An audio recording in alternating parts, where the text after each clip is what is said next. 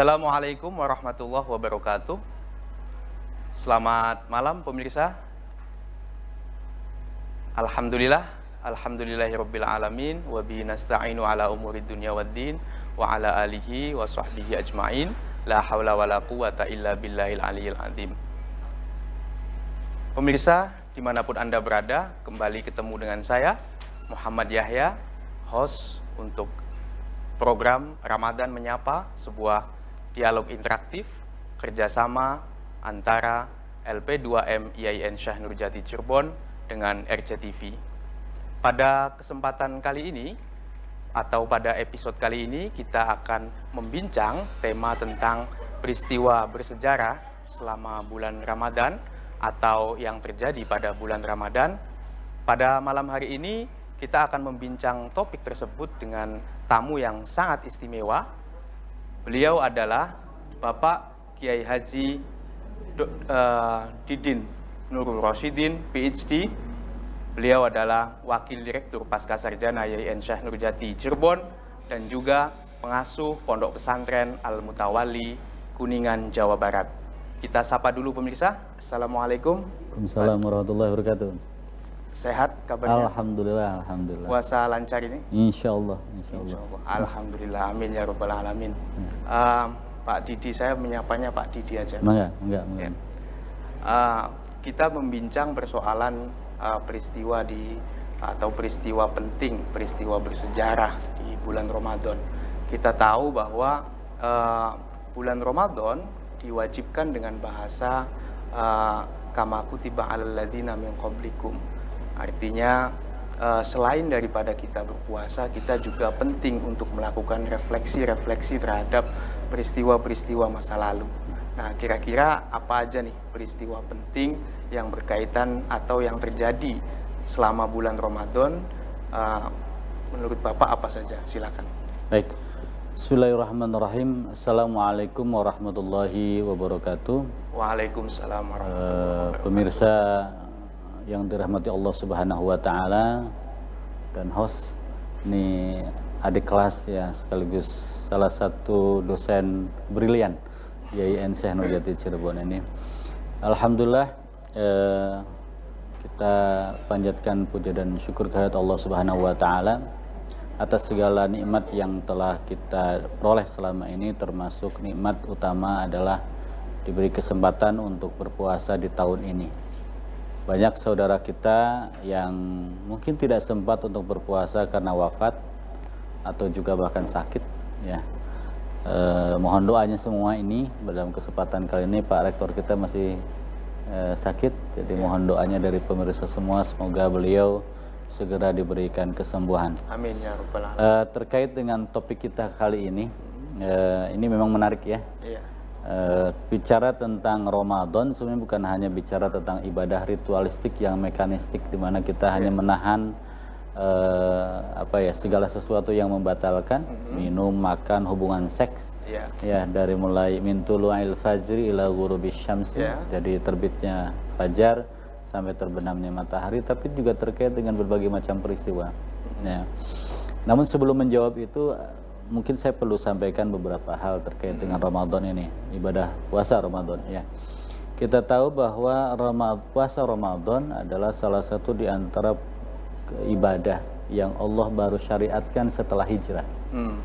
Ya, jadi tepatnya 17 bulan setelah Nabi hijrah ke Madinah, tahun kedua. Betul, tahun kedua. Kalau kita hitung hijrah itu bulan Rabiul Awal, maka baru disyariatkan pada bulan Sya'ban, tahun kedua Hijriah.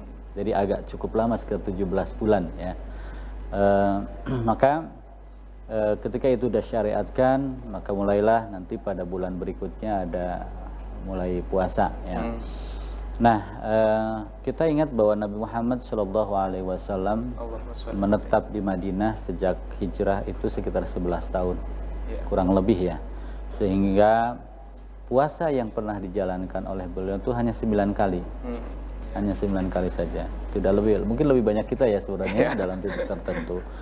Jadi hanya 9 kali. Tetapi tentu 9 kali kalau dikalikan 30 hari kan ada 270 hari ya. Waktu yang cukup panjang. pasti banyak cerita, banyak peristiwa yang terjadi selama itu. Nah, sejarah mencatat bahwa setiap tahunnya ada selalu perkembangan, ada perubahan yang terjadi di umat Islam, baik itu dari sisi komunitas Islam semakin besar, kemudian ajaran-ajaran yang semakin kompleks. Terlebih lagi bahwa kita ketahui bahwa Nabi membangun masyarakat, real masyarakat itu adalah pada saat di Madinah. Nah, ada banyak peristiwa gitu yang terjadi dalam Ramadan selama 9 kali itu. Mungkin salah dua diantaranya peristiwa paling monumental mungkin adalah Perang Badar dan bukan perang, Fathu Makkah. Kenapa tidak disebut perang? Karena prosesnya tidak berupa perang, lebih pada penaklukan. Ada sih perlawanan tapi tidak signifikan, ya. Dengan jumlah 10.000 orang datang ke Mekah, sementara perlawanan tidak signifikan kan dianggap tidak ada, ya. Nah, tapi Perang Badar itu monumental sekali. Kenapa? Karena Perang Badar itu bukan hanya terkait dengan masalah satu berhadapan dengan satu yang lain, tapi terkait banyak sekali yang hal ditaruhkan di situ, ya. Betul bahwa Perang Badar bukan perang pertama, ya, perang dalam arti konflik, ya, konflik. Sebelumnya ada terjadi 7 kali ada konflik fisik antara orang-orang Quraisy dengan orang-orang Islam.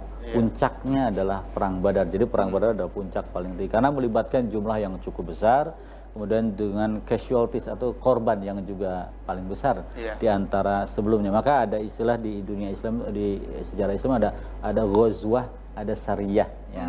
Nah, sebelumnya itu hanya syariah, jadi hanya misi-misi kecil, ya. Mungkin bisa diperjelas lagi ghazwah sama syariah. Kalau betul, kalau syariah itu satu cirinya, meskipun tidak selalu, adalah yang memimpin utusan.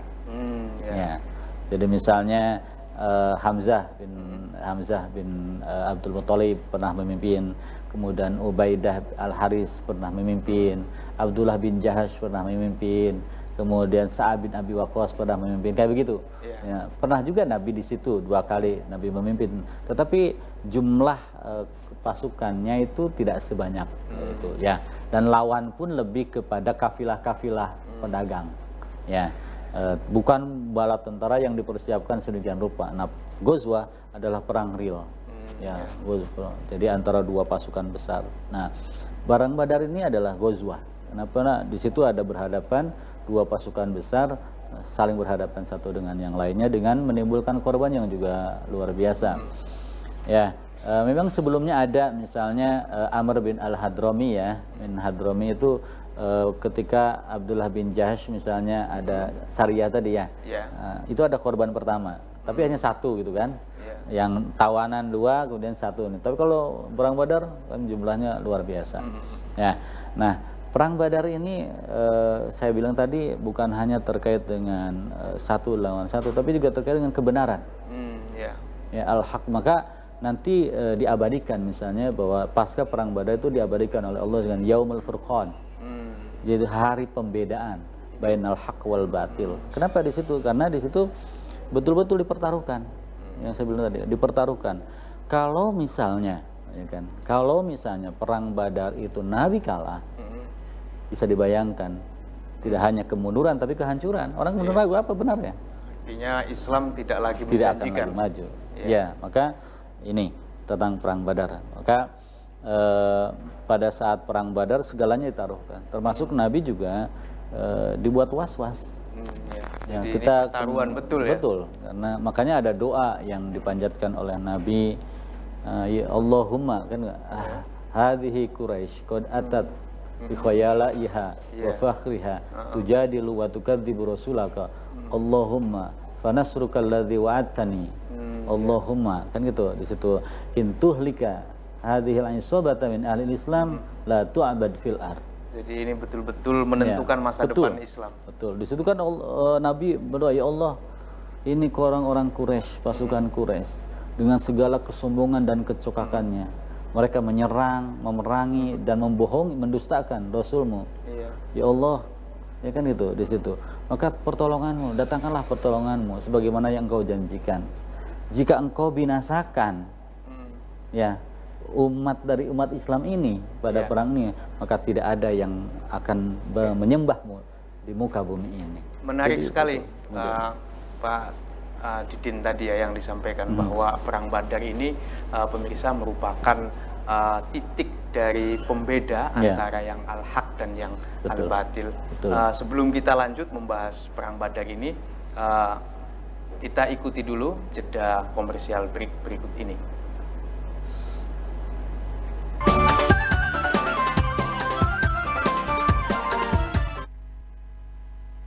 Kembali lagi pemirsa dengan saya di Ramadan Menyapa bersama tamu istimewa kita, Kiai Haji Didin Nurul Rosidin. Kita lanjutkan pemirsa perbincangan kita pada malam hari ini tentang peristiwa bersejarah di bulan suci Ramadan. Tadi kita membincang tentang bagaimana Perang Badar terjadi di era Nabi dan Ramadan diwajibkan pada tahun kedua Hijriah. Kita lanjutkan pembicaraan kita. Bagaimana Pak Didi proses sebenarnya dari Perang Badar ini dari tahap ke tahap sehingga kemudian menimbulkan satu kejadian yang amat luar biasa ini? Ya, baik. Betul sekali bahwa seperti yang tadi saya sampaikan di awal ya, bahwa Perang Badar ini adalah perang pertaruhan ya antara al-haq dan al-batil itu ya. Nah, tetapi tentunya perang ini tidak mungkin terjadi begitu saja, ada proses yang juga cukup kompleks ya.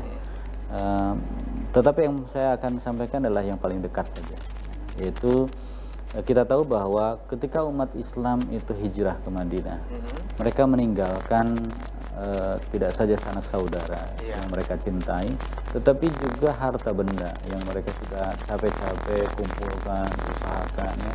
Tapi ketika demi iman, demi keyakinan, mereka kemudian rela meninggalkan itu semua.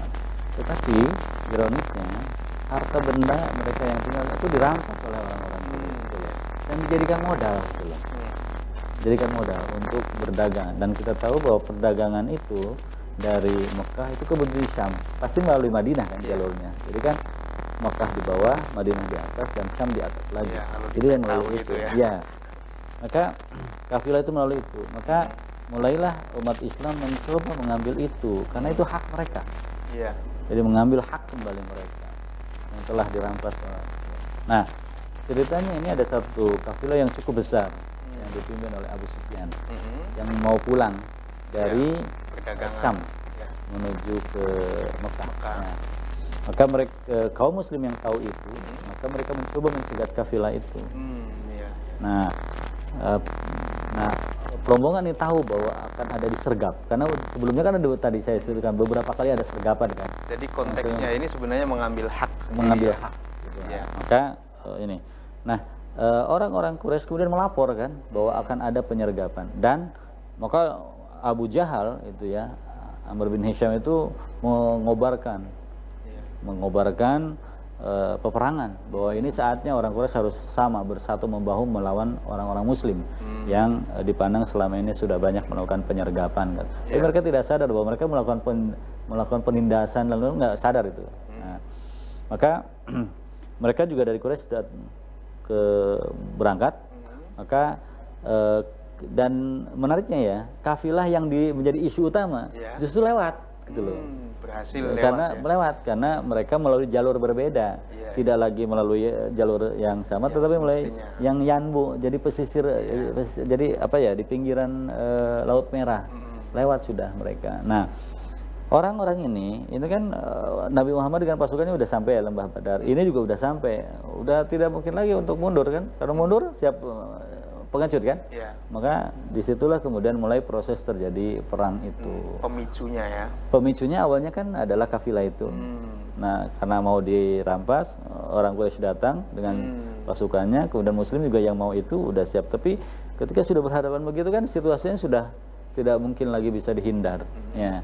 Maka kita tahu bahwa pasukan Badar Muslim itu 300, ada yang mengatakan 313, ada yang mengatakan 330, ada yang 350. Tetapi jumlahnya itu sangat sedikit dibandingkan Quraisy yang antara 900 sampai 1000. Pada poin pentingnya bahwa jumlah tentara dari Islam ini lebih sedikit daripada musuhnya. Sepertiga juga enggak.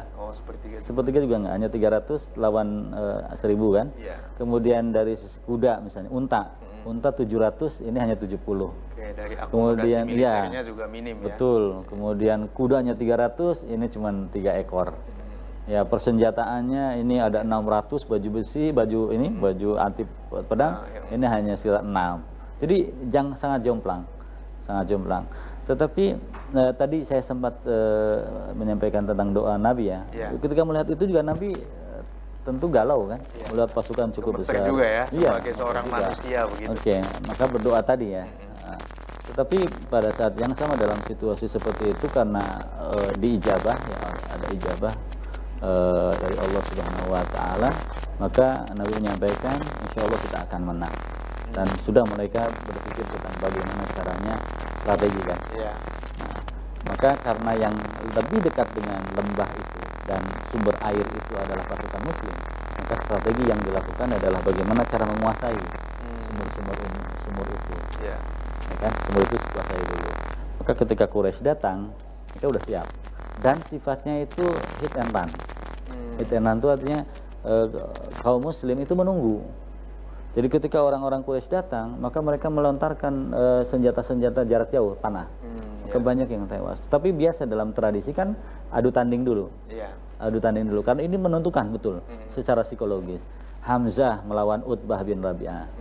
Yang diutus waktu yang itu. Diutus. Ali bin Abi Thalib melawan Syaibah bin Utbah. Nah, kemudian ada Ubaidah Al-Haris melawan Al-Walid bin Utbah. Nah, dari 3 orang Quraisy itu tewas semua. Nah, 3-0 lah ya. 3-1. Oh, 3-1. Ya, karena ada Ubaidah bin Al-Haris itu terkena tusuk, akhirnya cedera parah dan meninggal. Nah, yang selamat meninggalnya setelah peristiwa perang ini. Nah, sementara Ali bin Abi Thalib dan Hamzah menang.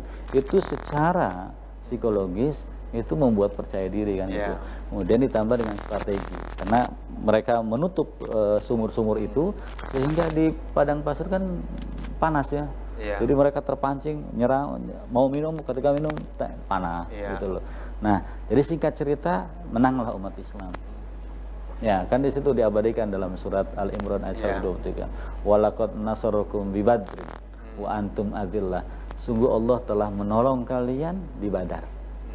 Wa antum adillah, padahal kalian lemah. Fattaqullaha la'allakum tashkurun. Bertakwalah kepada Allah, semoga kalian bersyukur. Ini diabadikan, diabadikan.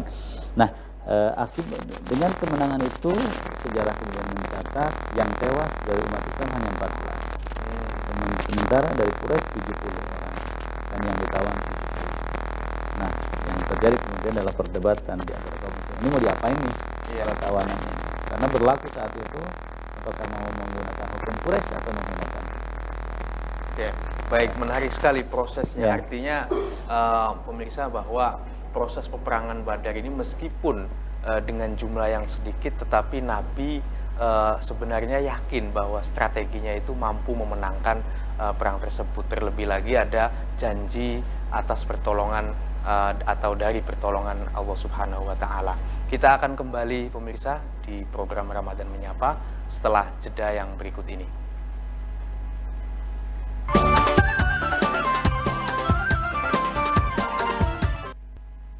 Pemirsa yang dirahmati Allah, alhamdulillah kita kembali ke program Ramadan Menyapa.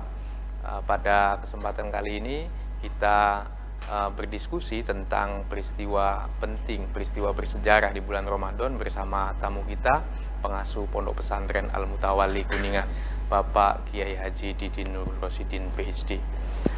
Kita lanjutkan Pak diskusi kita yang menarik tadi tentang bagaimana proses perang Badar itu terjadi. Nah, setelah perang Badar ini berkecamuk, lalu kemudian umat Islam memenangkan perang itu, apa yang terjadi kemudian? Ya, baik, kita tahu bahwa umat Islam itu tidak bisa lepas dari tradisi Arab ya. Tetapi disitulah kita kemudian belajar tentang bagaimana Rasul menjelaskan tentang substansi dari perang itu. Ini penting sekali untuk kita ketahui, karena seringkali orang menyebut perang Badar itu menjadi alasan gerakan menyerang orang, gitu ya. Alasan melegitimasi tindakan kekerasan. Ini harus hati-hati. Ya. Nah, setelah perang Badar itu, kita tahu bahwa kaum Muslim berhasil memenangkannya dan menawan beberapa orang.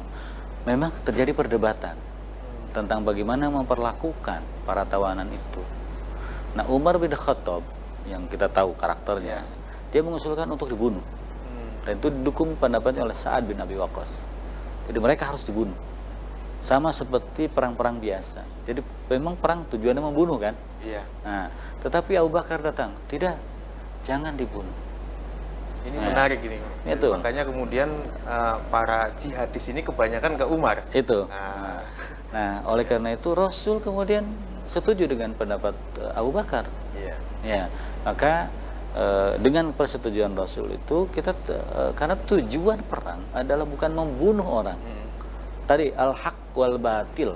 Ya, esensinya adalah itu, bukan orangnya. Jadi untuk memperjuangkan sebuah kebenaran itu bukan dengan membunuh, gitu loh. Membunuh itu kalau kita ada serangan kan? Iya. Bukan membunuh dulu baru bicara kebenaran. Bicara kebenaran dulu baru lihat apakah masih dibunuh atau tidak. Nah, gitu. Nah, kita tahu bahwa setelah itu ditawan, dan yang menarik sebenarnya adalah terkait dengan peradaban nanti luar biasa, bahwa salah satu cara untuk menebusnya adalah dengan mengajarkan anak-anak muda Islam menulis. Maka muncullah institusi pendidikan yang disebut dengan kutab. Jadi kutab itu adalah produk dari Badar. Ya, jadi para tawanan yang memiliki keahlian lebih dalam menulis itu, maka mengajarkan bagaimana cara menulis. Nah, maka mungkin nanti ada penulis-penulis, ada katib, ada kutab, ya kan? Kutab lembaganya, kemudian ada katib-katib termasuk Zaid bin Harisah dan lain sebagainya. Zaid bin Sabit maksud saya. Itu akan penulis-penulis yang hebat nanti kemudian. Sekali. Nah, jadi kenapa perang ini intinya bukan membunuh? Jihad itu tidak identik dengan bunuh, kan katanya. Ada satu hadis yang sangat terkenal, roja'na min jihadil asgar ila jihadil akbar. Kita baru pulang dari perang kecil, ya kan? Perjuangan kecil menuju perjuangan yang lebih besar, yaitu apa? Melawan hawa nafsu. Di situ jelas sekali pesan-pesan yang disampaikan oleh Rasulullah. Jadi sebenarnya perang Badar ini perang kecil meskipun peristiwanya besar. Betul, betul. Dari sisi fisik, oke, dan persenjataan yang terlibat, kemudian sumber daya yang terlibat itu besar pada saat itu kan, dengan 1000 melawan 300 dengan sekian ratus kuda, sekian puluh unta dan sebagainya. Nah, ini perang cukup besar, tetapi itu tidak menjadi tujuan dalam Islam. Makanya tadi ketika terjadi perdebatan bagaimana memperlakukan tawanan, jelas sekali bagaimana Nabi mengajarkan kepada kita bahwa perang ini tujuannya bukan untuk membunuh, ya kan, tetapi untuk menegakkan kebenaran. Makanya di situ Yaumul Furqan, hari pembeda bainal haq wal batil. Nah, ini. Baik, semakin menarik ini pembicaraan kita tentang peristiwa penting di bulan Ramadan. Nah, Bapak kan sebagai seorang akademisi, tentu pergaulan di lingkup akademisi berbeda dengan masyarakat. Ya, betul. Bagaimana kaum akademisi melihat peristiwa Badar ini? Ya, peristiwa Badar secara politik itu sebenarnya satu ya. Selama ini kan orang Nabi Muhammad dianggap tidak ada. Artinya sebelum dibuktikan dalam bentuk perang dan mengalahkan sebuah pasukan besar, dia dianggap tidak ada. Maka menurut Karen Armstrong misalnya ya, bahwa peperangan Badar telah membukakan mata orang-orang Arab betapa kekuatan Nabi Muhammad itu perlu diperhitungkan. Maka di kemudian hari kekuatannya diperhitungkan. Begitu juga Marshall Hodgson mencatat itu. Jadi mereka mencatat bahwa perang ini. Nah, satu pesan bahwa ketika merasa diakui, ya kan, Nabi Muhammad diakui akan pengaruhnya, di situ kemudian Nabi mulai menyebarkan Islam, lebih percaya diri. Dan kaum muslim juga sekarang sudah sejajar dengan kekuatan-kekuatan yang lain, bahwa mereka pada dasarnya adalah sama dengan yang lain dan diperhitungkan dan didengar. Dan kita tahu bahwa dalam tradisi Arab itu afiliasi itu menjadi penting. Jadi suku-suku yang tersebar di berbagai macam belahan Jazirah Arab itu membangun aliansi politik. Nah, tentu ketika mereka akan membangun aliansi politik, akan mereka lihat dulu, ya kan, bagaimana dan siapa mereka. Apakah menguntungkan atau tidak? Ya, betul. Tetap itu pertimbangan politik itu penting. Maka tidak heran jika selanjutnya jumlah kaum muslimin semakin banyak dan jumlah afiliasi juga banyak, tidak hanya muslim ya. afiliasi juga banyak. Tetapi dengan ajaran Nabi, akhirnya mereka banyak yang masuk Islam. Termasuk banyak tawanan juga loh yang masuk Islam. Ya, akibat perlakuan yang baik itu. Jadi pada awalnya dia menebus dengan cara memberi ngajat, tapi dengan melihat perilaku, dengan sikap, maka kemudian banyak yang masuk Islam. Nah, itulah mengapa 8 tahun kemudian sejarah mencatat dari 300 loh pasukan, kemudian menjadi 10.000. Itu jumlah yang cukup luar biasa. Ini tidak mungkin kalau tidak diawali oleh perang Badar di mana Nabi memenangkan perang itu. Tetapi kemudian pada saat yang sama kemenangan itu tidak dimaknai untuk pembunuhan, untuk perampasan dan sebagainya. Jadi meskipun perang Badar ini sebagai bentuk kejadian yang bisa mengalirkan darah, tetapi di dalamnya penuh dengan teknik-teknik, cara-cara yang sentuhan-sentuhan yang penuh rahmat, sehingga kemudian hasilnya pun sangat memukau, jauh lebih menguntungkan. Betul. Ya, betul. Jadi dibandingkan dengan membunuh, jauh lebih banyak yang terpengaruh oleh akhlak. Ya kan? Jadi dengan jumlah sekian, cek aja dalam sejarah. Ini yang sering kali terlewat ini masyarakat. Betul. Masyarakat umum melihat perang Badar melulu dalam konteks bagaimana kemudian militer melawan orang non Muslim. Ya, betul. Nah, terkait dengan pandangan para sarjana tadi meletakkan perang Badar itu dalam konteks dalam kontestasi perpolitikan di kabilah Arab ya. Apakah kemudian para sarjana ini juga melihat pada sisi bagaimana kemudian Nabi sesungguhnya meletakkan atau mengajarkan dasar-dasar dari cara-cara memimpin dengan jalur-jalur yang damai itu? Ya, sangat jelas sekali bahwa kita tahu yang paling jelas itu setiap kali perang itu kan ada pampasan perang. Itu satu. Dalam tradisi-tradisi perang zaman dulu pampasan perang. Kan sekarang juga begitu masih. Tetapi pampasan perang bagaimana itu diperlakukan pampasan perang, ya kan? Contoh ya, ini contoh satu peristiwa ya. Betapa Nabi pernah marah dengan tindakan yang dilakukan oleh saudaranya, masih saudara. Kalau nggak salah kakak ipar atau adik ipar. Karena istrinya itu ada namanya Zainab bin Jahsh. Binti Jahash itu kan ada saudaranya namanya Abdullah bin Jahash itu.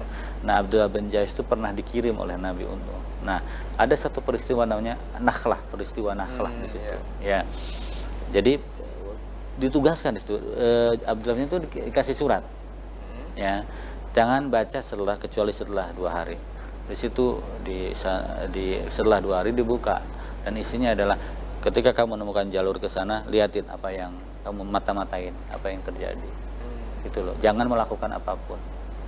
Tetapi ketika bertemu dengan kafilah Quraisy waktu itu, maka ada dorongan di situ. Wah, ini lumayan nih kan gitu. Karena di situ ada bawa perdagangan, bawa harta kan, kemudian pasukannya tidak banyak. Mereka bermusyawarah antar mereka, lupa atas pesan Nabi. Nah, kemudian mereka melakukan penyerangan dan membunuh tadi Amr bin Hadrami yang terbunuh situ. Ya, ada 2 yang ditawan dan 1 yang melarikan diri. Naufal itu berhasil meloloskan diri. Jadi ini di luar yang perintah Nabi. Maka dengan bangganya kan pasukan ini datang ke Nabi dan menyerahkan apa yang kemudian Nabi murka. Engkau melaksanakan apa yang aku tidak perintahkan. Ini bulan haram. Meskipun nanti ada ayat yang kemudian menjelaskan ya, memaafkan peristiwa itu, tapi peristiwa itu jelas mengajarkan bertindak sesuatu, membunuh tanpa alasan, apalagi di bulan haram waktu itu tidak boleh. Jadi bagaimana Nabi menghormati tradisi di situ, menghormati aturan yang berlaku di situ, dan tujuannya juga bukan membunuh orang. Maka Nabi sekian lama itu tidak mau menerima pampasan perang, menolak. Menerima kan biasanya ada ya sekian untuk Nabi, menolak dengan itu pesan jelas bahwa membunuh itu sekali lagi bukan satu-satunya jalan dan bukan pilihan pertama, tetapi yang harus dilakukan adalah meyakinkan, menunjukkan. Ada banyak contoh lain yang mungkin kita bisa baca dalam sejarah ya, bagaimana Nabi memperlakukan bagaimana para sahabat memperlakukan. Yang paling monumental adalah ketika Nabi memberi makan orang Yahudi buta itu loh, yang cerita paling terkenal itu. Sekian tahun memberi makan kepada Yahudi buta, padahal Yahudi buta setiap harinya hanya mengumpat dan menjelekkan Nabi. Itu yang kemudian sahabat nggak kuat tuh mengikuti arah seperti itu. Di situ pesan-pesan luar biasa. Gitu. Jadi yang menjadi titik tekan dari Badar sebenarnya adalah bagaimana kemudian akhlak Nabi menyikapi seluruh elemen kehidupan di masyarakat itu, sehingga kemudian ini menjadi taktik yang sangat penting dalam proses keberlanjutan Islam. Baik pemirsa, semakin malam semakin menarik membincang tentang persoalan Badar ini. Kita akan kembali ke Ramadan Menyapa setelah komersial berikut ini.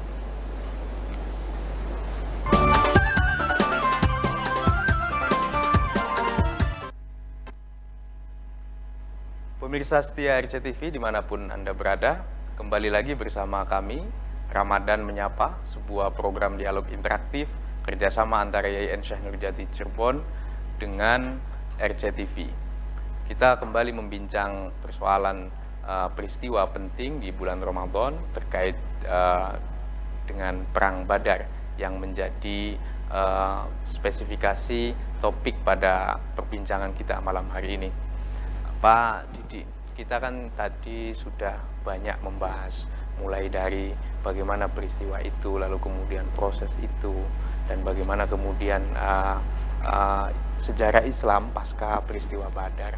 Nah, hari ini masyarakat Islam yang hidup di era milenial dan dalam satu pola kehidupan yang tidak memiliki batas, atau dalam pengertian yang lebih umum mungkin globalisasi, artinya masyarakat Islam hari ini bergaul bersama, hidup dengan banyak orang dengan berbagai agama, suku.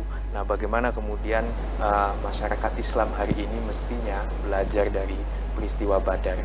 Ya, baik, terima kasih ya. Memang menarik ya. Kita bicara perang Badar kan bicara tentang konflik ya. Iya.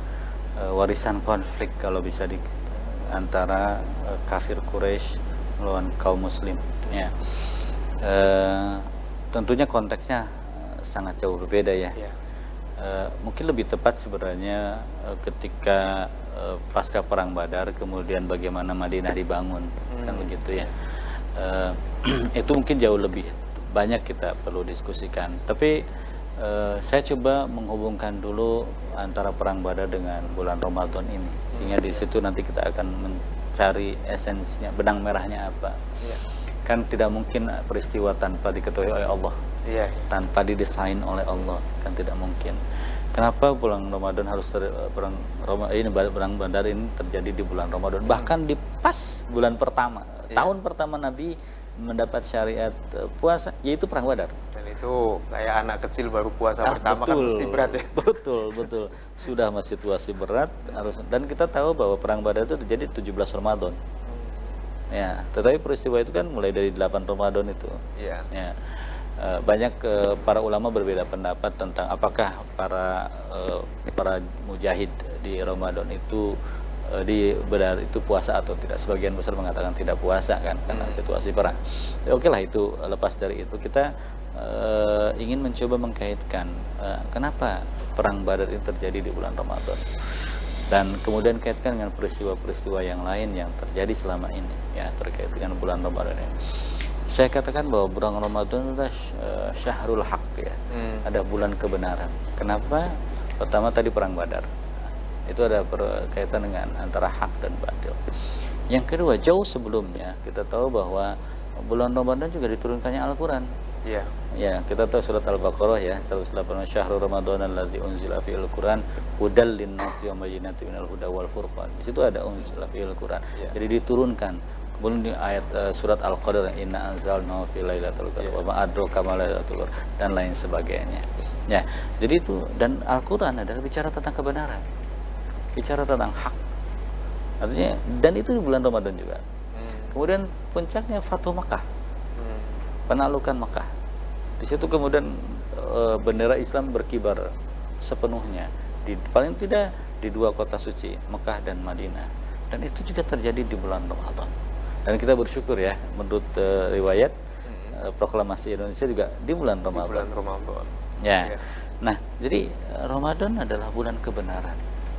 Karena di situ diturunkannya Al-Quran tentang kebenaran, perang Badar tentang kebenaran, tentang Fatu Mekah juga kemenangan-kebenaran. Jadi kita harus yakini bahwa bulan Ramadan adalah bulan kebenaran. Maka harusnya di bulan Ramadan adalah bicara tentang kebenaran. Maka tidak boleh gibah, tidak boleh, ini kan itu ya. Iya. Benar, tentang kebenaran. Yang kedua, bicara tentang kaitannya dengan perang Badar, wabil khusus ya, itu adalah tentang kesungguhan. Kaming fiatin qalilatin ghalabat fiatan katsiratan biidznillah. Berapa banyak kelompok kecil bisa mengalahkan kan kelompok yang besar. Dalam bahasa saya, angka itu di atas kertas, tapi ompong di dalam realitas. Kita tahu bahwa peristiwa pasukan muslim hanya 300-an, pasukan Quraisy itu 1000-an, ya, dengan persenjataan yang jauh lebih lengkap daripada itu. Tapi itu tidak ada apa-apanya, ya kan?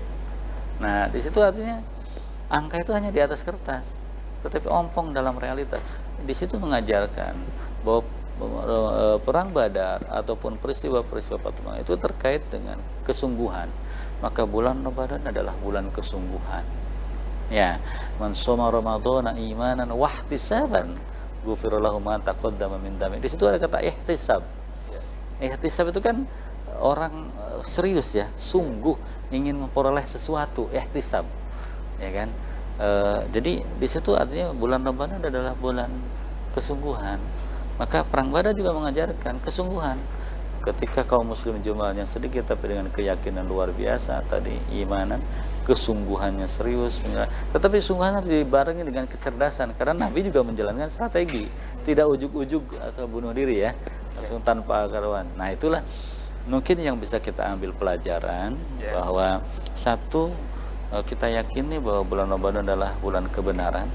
Maka carilah kebenaran itu, belajarlah hal-hal yang benar, lakukanlah yang benar, berkata yang benar di bulan Ramadan, dan setelah itu juga setelah Ramadan. Ya. Baik, menarik sekali pemirsa, bahwa banyak sekali peristiwa penting di bulan Ramadan yang semestinya kita hayati bersama, sehingga wajar jika kemudian masyarakat Cirebon mengatakan bahwa bulan Ramadan adalah bulan keramat ya. Ya, betul. Nah, di samping janji-janji Allah Subhanahu wa Ta'ala terkait dengan keistimewaan bulan Ramadan ini juga banyak sekali peristiwa-peristiwa penting yang terkait dengan atau yang terjadi di bulan Ramadan ini. Sedikit closing statement dari Bapak mungkin untuk pemirsa. Baik, silakan. Terima kasih pemirsa yang dirahmati Allah Subhanahu wa Ta'ala. Sudah sekian hari kita menjalankan puasa, maka pertanyaan kita, sampai sejauh mana kita banyak belajar. Terlebih lagi bahwa kalau kita belajar dari peristiwa-peristiwa bersejarah menunjukkan bahwa bulan Ramadan adalah bulan kebenaran, maka sejauh mana kita sudah mencoba mempelajari ajaran-ajaran Islam sehingga kita menemukan inti-inti dari kebenaran tersebut. Yang kedua, bahwa bulan Ramadan adalah bulan kesungguhan, sebagaimana kita belajar dari sejarah. Maka Ramadan bukan waktunya untuk berleha-leha, tetapi justru meraih prestasi setinggi-tingginya. Saya yakin anak-anak muda di seluruh dunia sangat menggemari ada namanya kesungguhan, karena kesungguhan itu adalah kunci dari kesuksesan. Maka semoga bulan Ramadan ini melatih kita untuk lebih sungguh-sungguh lagi. Apapun yang terjadi, dalam situasi lapar tetap kita bisa berprestasi, dalam situasi haus tetap kita meraih prestasi. Maka inilah yang bisa kita ambil pelajaran dari peristiwa-peristiwa masa lalu. Semoga dengan semakin banyak kita mempelajari sejarah pada masa lalu, akan banyak nilai-nilai yang kita peroleh, dan dengan nilai-nilai itu kita akan menjalani kehidupan sebagai muslim yang baik, dan kita akan memperoleh derajat yang dijanjikan oleh Allah, la'allakum tattaqun. Semoga kita semua bisa sampai kepada derajat muttaqin. Amin ya rabbal alamin. Terima kasih. Terima kasih Pak Didin Nurul Rosyidin. Para pemirsa dimanapun Anda berada, sebenarnya masih banyak hal yang bisa kita bahas terkait dengan peristiwa penting di bulan Ramadan ini, tetapi waktu sangat membatasi kita. Kita akan ketemu lagi di hari Kamis dengan tema dan tentu saja narasumber yang istimewa, membincang segala persoalan yang berkaitan dengan Islam dan Ramadan dengan program kami Ramadan Menyapa, sebuah dialog interaktif antara YIN Syekh Nurjati Cirebon dengan RCTV. Sebelum kita tutup, mari kita sampaikan ucapan terima kasih kepada Bapak Kiai Haji Didin Nur Rosidin. Terima kasih Pak Yai. Semoga kita semua sehat selalu, diberkahi dan lancar puasanya hingga Idul Fitri mendatang. Dari saya kurang lebihnya mohon maaf. Wallahul muwaffiq ila aqwamit thoriq. Wassalamualaikum warahmatullahi wabarakatuh.